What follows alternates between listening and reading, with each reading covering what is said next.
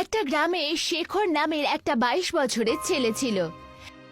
শেখর পড়া লেখাতে খুব ভালো ছিল, কিন্তু শেখরের মা বাবা খুব গরিব ছিল। শেখরের যখন কলেজ যাওয়ার সময় হলো, তো ওর বাবা কমল প্রসাদ নিজের ছেলে শেখরকে বলল, বাবা, আমরা যত পারি আমি তোমাকে পড়াশোনা করেছি বটে, কিন্তু আর আমরা তোমাকে পড়াতে পারবো না। কিন্তু কেন বাবা? আপনি তো জানেনই যে কলেজে যাওয়া আমার একটা স্বপ্ন। আমি পড়াশোনা করে আমি বড় মানুষ হতে চাই। শেখরের কথা শুনে শেখরের মা অনিতা মমতা ভরা নজরে শেখরের দিকে তাকিয়ে বলল, প্রত্যেক বাবা মা এটাই চায় বাবা, যে ওদের সন্তান বড় হয়ে ভালো কলেজে যাক, আর সে যেন তার বাবা মায়ের অনেক নাম উজ্জ্বল করে। কিন্তু তুমি তো জানোই, তোমার বাবা মজদুরি করে তোমাকে এত অবধি পৌঁছেছে। কলেজের ফিস উনি এখন আর ওঠাতে পারবেন না। কোনো ব্যাপার না মা, আমি বাবার কষ্টটা বুঝতে পারি। আমি জানি যে বাবা এক এক পয়সা জমা করে আমাকে ইন্টারটা করিয়েছে, কিন্তু এখন আমি বড় হয়ে গিয়েছি। আমি এতটা শিক্ষিত তো হয়েই গেছি যে আমি বাচ্চাদেরকে পড়াশোনা করিয়ে নিজের কলেজের ফিসটা তুলে নিতেই পারবো। পুরো গ্রামের মধ্যে শুধু তুমি ইন্টার করনি, নয়তো তুমি জানোই যে আমাদের গ্রামের প্রধান কোনো মা বাবার সন্তানকে পড়ানোর পরামর্শ দেন না। এই গ্রামের যেই মা বাবাই নিজের সন্তানকে পড়ানোর কথা চিন্তা করে, তো প্রধান সব সময় তার কান ভরে দেয়। তোমার মা একদম ঠিক বলছে বাবা। আরে লোকেরা তো শিক্ষার শুধু লাভটাই দেখে, কিন্তু আমাদের গ্রামের প্রধান তো শিক্ষা পেলে নাকি লোকসান হয় এসব বলতে থাকে। বারবার বলে পড়াশোনা করার পরে লোকজন নাকি পাগল হয়ে যায়, সে আর কোনো কাজের থাকে না। পরিশ্রম করার সময় সে সব সময় নাকি ফাঁকি মারে, আর কাজকর্ম করতে নাকি সে লজ্জা পায়। বাবা, আমি চাই যে তুমি এখন তোমার বাবার কাজে সাহায্য করো। তোমার বাবা এখন বুড়ো হয়ে গেছে। তুমি কি মনে করো বলো তো মা? আমি কি চাই না যে বাবা এখন আরাম করে বসুক? কিন্তু তুমি আমাকে বলো যে তোমরা কি চাও, যে আমিও বাবার মতন মজদুরি করব? না মা, আমি একটু অন্যরকম কিছু করতে চাই। এটা বলে শেখর ওখান থেকে চলে গেল। কমলা প্রসাদ নিজের বউয়ের দিকে তাকিয়ে বলল, কোনো ব্যাপার না, ও একটু অন্যরকম কিছু করতে চাইছে, তা এতে তো কোনো ভুল নয়। আমার তো মনে হচ্ছে আমার ছেলে বড় কিছু একটা করবে। পরের দিন শেখর নিজের ব্যাগ প্যাক করে শহরে যাওয়ার জন্য তৈরি হতে থাকলো। কোথায় যাচ্ছ শেখর? আমি শহরে যাচ্ছি মা। শহরে আমার বন্ধু নিতিন থাকে, আমি ওর সাথে ওর বাড়িতেই থেকে যাব, আর ওখানে টিউশন পড়ার জন্য অনেক বাচ্চাও পেয়ে যাব, তাই না? আপনারা দুজন চিন্তা করবেন না, আর যেই সবকিছু ঠিক হয়ে যাবে আমি প্রতি মাসে তোমাদের জন্য মানি অর্ডার পাঠিয়ে দেব। এটা বলে শেখর বাড়ি থেকে বেরিয়ে গেল। শেখর বাস স্টপে পৌঁছেই ছিল, তখনই ওখানে গ্রামের প্রধান হাঁটতে হাঁটতে ওখানে এসে পৌঁছালো। শেখরকে দেখে প্রধান মজা করার ভঙ্গিতে শেখরকে বলল, কি খবর শেখর? তা কোথাও চললে ভাই? আমি শহরে যাচ্ছি প্রধান মশাই। হ্যাঁ, আমি শুনেছি তুমি শহরে গিয়ে নাকি কলেজে পড়াশোনা করতে চাও। আজকালকার নতুন প্রজন্মের বাচ্চাদের মধ্যে লজ্জা নামে কোনো জিনিসই নেই দেখছি। বাবা পরিশ্রম করতে করতে বুড়ো হয়ে গেল, তার পাশে থাকার বদলে শহরে তুমি ফুর্তি করতে যাচ্ছ। আপনি এসব কি আজেবাজে কথা বলছেন? হ্যাঁ, আপনি কি চান বলুন তো? যে আমিও বাবার মতন সারা জীবন মজদুরি করে জীবনটা কাটিয়ে দেব? আমি আমার আগামী দিনের প্রজন্মকে এমন কষ্ট পেতে কখনোই দেব না, বুঝলেন? এটা বলে শেখর বাসে উঠে গেল। আর কিছুক্ষণের মধ্যেই ও শহরে পৌঁছে গেল। শহরে নিজের বন্ধু নিতিনের কাছে পৌঁছাতেই হঠাৎ নিতিন ওকে দেখে চমকে গেল। কি হয়েছে শেখর, তুই হঠাৎ করে এখানে এলি যে? শেখর সবকিছু নিতিনের কাছে বলল। আমার এটা বলতে একেবারেই ভালো লাগছে না, কিন্তু আমি তোকে সাহায্য করতে পারবো না, কারণ আমার রুম পার্টনার দুদিন পর এখানে চলে আসবে। আরে কোনো ব্যাপার না, আমি এখানে মাটিতে বিছানা পেতে শুয়ে নেব। আর এমনিতেই তুমি আর তোমার রুম পার্টনার তো কলেজে থাকে, তাই না? আমি সকাল আর বিকেলে টিউশন বাচ্চাদেরকে পড়িয়ে দেব, আর তোমাদের সাথে কলেজে চলে যাব ভাই। আই এম সরি শেখর, এগুলো বলতে তো ভালোই লাগে, কিন্তু আসল সত্য হলো যে 3 জন লোক একটা রুমের মধ্যে অ্যাডজাস্ট করতে পারবে না, তোকে এখান থেকে চলে যেতেই হবে। আর এমনিতেই নিজের মা বাবাকে এইভাবে গ্রামে একা ফেলে রেখে এখানে আসাটা উচিত হয়নি। যা গিয়ে ওদের সাথে মজদুরি কর, যা। শেখর নিরাশ হয়ে সেখান থেকে চলে গেল আর ফুটপাতে বসে ভাবতে থাকলো। যদি গ্রামে আবার ফিরে যাই তাহলে সবাই আমাকে নিয়ে ঠাট্টা করবে, আমি একটা জিনিস বুঝতে পারছি না, কি করব, কোথায় যাব। শেখর অনেকক্ষণ ধরে গভীর চিন্তায় ডুবেছিল। কিছুক্ষণ পরে একজন বুড়ো ব্যক্তি শেখরের কাছে এসে বলল, অনেকক্ষণ হয়ে গেল আমি দেখছি ফুটপাতে তুমি একা একা বসে রয়েছো। যদি কোনো সমস্যা থাকে আমাকে বলো।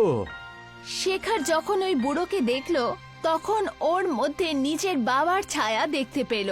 শেখর সব কথা ওই বুড়ো ব্যক্তিকে বলে দিল যে ও কিভাবে ওর বন্ধু নিতিন ওকে অপমান করে বার করে দিয়েছে। তুমি এটা কেন মনে করছো যে তুমি শুধু পড়াশোনা করেই বড় লোক হতে পারো? আরে আজকাল সময় অনেক পাল্টে গেছে ভাই। আপনার কথা আমি ঠিক বুঝতে পারছি না। এটা ঠিক যে শিক্ষার খুব প্রয়োজন রয়েছে, কিন্তু তার থেকেও বড় সত্য হলো যে এই দেশে যত বড় বড় বিজনেসম্যান আর বড় বড় কোম্পানির মালিকরা রয়েছেন তারা সবাই খুব কম পড়াশোনা করেছিল। আমার একটা পিৎজার দোকান রয়েছে, তুমি যদি চাও আমার দোকানে কাজ করতে পারো আর রাত্রে আমার দোকানে থাকতেও পারো, তাহলে তোমাকে আর তোমার গ্রামে ফিরে যেতে হবে না। শেখর ওই বুড়ো ব্যক্তির কথা খুব ভালো লাগলো। ওই দিনের পর থেকে শেখর ওই বুড়ো ব্যক্তির দোকানে ডেলিভারির বয়ের কাজ করতে শুরু করলো। ও সারা দিন পরিশ্রম করে পিৎজার ডেলিভারি করত। আর রাত্রিবেলায় বুড়ো ব্যক্তি যখন দরজা বন্ধ করে চলে যেত তখন শেখর ওর দোকানে বসেই রাতভর পড়াশুনো করত। ধীরে ধীরে শেখর বুঝতে পারলো যে পড়াশুনো আর ব্যবসা দুটো আলাদা আলাদা ব্যাপার। একদিন শেখর ওই বুড়ো ব্যক্তিকে বলল, আমি পিৎজা তৈরি করা শিখতে চাই। তা অবশ্যই তোমাকে শেখাবো, তুমি আজ থেকেই রান্নাঘরে কাজ করবে। শেখর কিছুদিনের মধ্যেই খুব সুস্বাদু পিৎজা বানানো শিখে গেল। ওর হাতের বানানো পিৎজা লোকের খুব ভালো লাগতো। শেখর এখন কিছু টাকা বাঁচিয়ে ও নিজের মা বাবাকে মানি অর্ডার করে দিত। হঠাৎ ওই বুড়ো ব্যক্তির মৃত্যু হয়ে গেল। বুড়ো ব্যক্তির মৃত্যুর পরে ওই বুড়ো ব্যক্তির ছেলে শেখরকে বলল, আমি তোমাকে প্রথম থেকেই পছন্দ করতাম না বাবা। জানি না যে তোমার মধ্যে কি দেখতে পেয়েছে যে পুরো দোকানটা তোমাকে উনি দিয়ে দিয়েছেন। তুমি এখান থেকে আসতে পারো। হ্যাঁ, এমন করবেন না। যদি আপনি আমাকে দোকান থেকে বের করে দেন তাহলে আমি কোথায় যাব? আরে তোমার যেখানে ইচ্ছে তুমি যাও, আমি কি করব? আর এমনিতেই তো তুমি পিৎজা বানাতে পারো, যাও গিয়ে অন্য কোথাও পিৎজা বানাও। আর কখনো আমার দোকানের আশেপাশে তুমি ঘুরবে না। যাও, বেরো এখান থেকে। শেখর চুপচাপ নিজের জিনিস গুছিয়ে ওর দোকান থেকে বেরিয়ে গেল। বাইরে বেরিয়ে ও আবার সেই ফুটপাতে এসে দাঁড়ালো যেখানে ওর প্রথম আলাপ ওই বুড়ো ব্যক্তির সাথে হয়েছিল। আমি হার স্বীকার করে নেব না। আমার হাতের পিৎজা শহরের লোকেদের খুব ভালো লাগে। এমনিতেই অনেক লোক আমাকে বলেছে যে আমার নাকি একটা নিজস্ব দোকান খুলে নেওয়া উচিত। আমি বরং সবার কাছ থেকে একটু সাহায্য চাই। এবার থেকে আমি আমার ব্যবসা নিজের কাছেই কারুর কাছে আমি আর হাত জড়ো করব না। হ্যাঁ, এটা বলেই শেখর ওই প্রত্যেক জায়গায় যেতে থাকলো যেখানে ও পিৎজার ডেলিভারি করত। শেখরের স্বভাবকে দেখে সব লোকেরা ওকে খুব সাহায্য করলো। আর ও কিছুদিনের মধ্যেই শেখর শহরে একটা ছোট্ট দোকান ভাড়াতে নিয়ে তাতে পিৎজা বানাতে শুরু করলো। কিন্তু শেখরের দোকান চললো না, কারণ শহরে ব্র্যান্ডেড পিৎজা খাওয়ার লোকের সংখ্যা অনেক ছিল। শেখর এই দুশ্চিন্তার সাথেই একটা খুব বড় বেকারির সামনে বসেছিল। আর তখনই একজন ব্যক্তির আওয়াজ ওর কানে এসে পৌঁছালো। কে তুমি? আমার নাম শেখর। আপনি কে? আমার নাম মোহনলাল। ওই যে বেকারিটা দেখতে পাচ্ছ, আমি তো অনেকক্ষণ ধরেই দেখছি এই বেকারিটা তো বন্ধ পড়ে রয়েছে। আমার বেকারি রাত্রেতেই স্টার্ট করা হয়। আমার বেকারিতে বড়া পাও খুব ভালো তৈরি হয়, বুঝলে? আচ্ছা, এমনিতে তুমি কি করো? এখন আর আমি আপনাকে কি যে বলি। আমি পিৎজা তৈরি করি। কয়েক সময় আগে আমি ঋণ নিয়ে একটা দোকান খুলেছিলাম, কিন্তু কি জানি কি হয়েছে, আমার পিৎজা কোনো লোক কিনছেই না। কারণ তোমাকে নতুন কিছু তৈরি করতে হবে বাবা। তুমি বড়া পাও পিৎজা ট্রাই করে দেখতে পারো তো। বড়া পাও পিৎজা? এসব কি আজেবাজে কথা বলছেন আপনি? আমি তো প্রথম এইসবের নাম শুনছি। তোমার স্বভাব দেখছি খুবই ভালো বাবা। তোমাকে আমি একটা গোপন কথা বলি, আমি বড়া পাও তৈরি করার অনেকগুলো ধরন জানি, বুঝলে? তুমি অনেক বছর আগে আমি বড়া পাও পিৎজা তৈরি করার বিধি একজন বিদেশির কাছে শিখেছিলাম। তুমি যদি চাও তাহলে আমি তোমাকে সেই বিধি শেখাতে পারি, কিন্তু একটা শর্ত আছে। কিরকম শর্ত বাবা? আমার যে বড় পাও পিৎজা বানানোর বিধি রয়েছে তার জন্য তোমাকে শুধু আমার বেকারি থেকেই তোমাকে বড়া পাও কিনতে হবে। কিন্তু আমার কাছে আপনার কাছ থেকে বড়া পাও কেনার পয়সা নেই তো। কোনো ব্যাপার না, আমি তোমাকে ধার দেওয়ার জন্য রাজি আছি, কিন্তু এটাতে কি গ্যারান্টি রয়েছে যে বড়া পাও পিৎজা বিক্রি হবেই হবে? অবশ্যই বিক্রি হবে, আর দেখতে দেখতে তোমার দিন পাল্টে যাবে ভাই। এটা বলে মোহনলাল শেখরকে বেকারির ভেতরে নিয়ে গেল, কিন্তু শেখর দেখলো যে বেকারি ভেতর থেকে খুব বড় হয়েছিল, আর ওখানে একজন মজদুরও কাজ করছিল না, শুধু মেশিনই কাজ করছিল, যেটা অটোমেটিক ভাবে বড়া পাও তৈরি করছিল। বাবা, এখানে তো কোনো শ্রমিকও নেই, আর এত বড় মেশিনের শব্দ তো বাইরে থেকে শোনাই যাচ্ছে না। এটা হলো অটোমেটিক মেশিন বাবা, কিছু সময় পরে তুমি সব বুঝে যাবে। মোহনলাল বেকারির ভেতরে শেখরকে বড়া পাও বানানোর নিয়ম বোঝাচ্ছিল। কিছুক্ষণের মধ্যেই শেখর বুঝে গেল। শেখর অনেকগুলো বড়া পাও নিয়ে নিজের দোকানে গেল, আর সকাল অবধি ও বড়া পাও পিৎজা তৈরি করে রাখলো, যার সুগন্ধ দূর দূর অবধি পৌঁছাচ্ছিল। একটা বাইক আরোহী ওখানে পাশ দিয়ে যাচ্ছিল। হঠাৎই শেখরের দোকানের সামনে বাইক দাঁড় করিয়ে দোকানে গেল। এখানে তো খুব সুগন্ধ পাওয়া যাচ্ছে, এটা হলো বড়া পাও পিৎজার সুগন্ধ। আমি তো এই ধরনের পিৎজার ব্যাপারে প্রথমবার শুনছি, কই দাও দেখি, আমাকে একবার টেস্ট করাও দেখি তো। শেখর একটা বড়া পাও পিৎজা ওকে দিয়ে দিল। ও পিৎজা খেয়ে ওই যুবক খুব আনন্দে উৎসাহিত হয়ে গেল। বিশ্বাস করো, পিৎজা খেতে আমার খুব ভালো লাগে, কিন্তু এত সুন্দর পিৎজা এর আগে আমি কখনো খাইনি। এটা হলো বড়া পাও পিৎজা, আপনার কি ভালো লেগেছে? আমার খুব ভালো লেগেছে। আমি হলাম নিউজ রিপোর্টার, তোমার এই বড়া পাও পিৎজার প্রশংসা আমি টিভিতে অবশ্যই করব।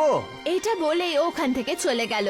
কিছুদিনের মধ্যেই দেখতে দেখতে শেখরের বড়া পাও পিৎজা প্রসিদ্ধ হতে থাকলো। এখন শেখর নিজের জন্য একটা খুব বড় বাড়ি শহরে নিয়ে নিয়েছিল। শেখর এখন MBA কমপ্লিট করে নিয়েছিল, কিন্তু এখন ওর পুরো ধ্যান নিজের বড়া পাও বিজনেসের উপরে ছিল।